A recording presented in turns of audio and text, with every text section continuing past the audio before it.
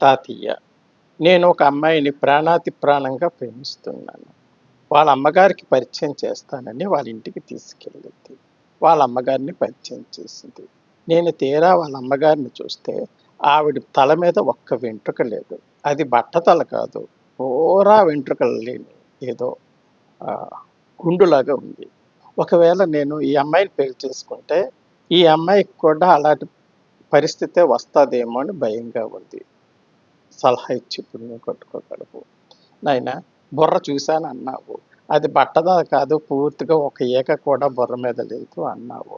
అంటే ఇది వంశపారంపర్యంగా వచ్చే లక్షణమే. వంశపారంపర్యంగా జీన్ ద్వారా ఈ బట్టతల అనేది ఆస్తి రాకపోయినా బట్టతలు మాత్రం వచ్చేస్తాయి. కాబట్టి నువ్వు పెళ్లి చేసుకోబోయే అమ్మాయికి ఆ బట్టతల రావడం గ్యారంటీ. ఆలోచన చేసుకొని నిర్ణయం తీసుకో. ఉంటాను.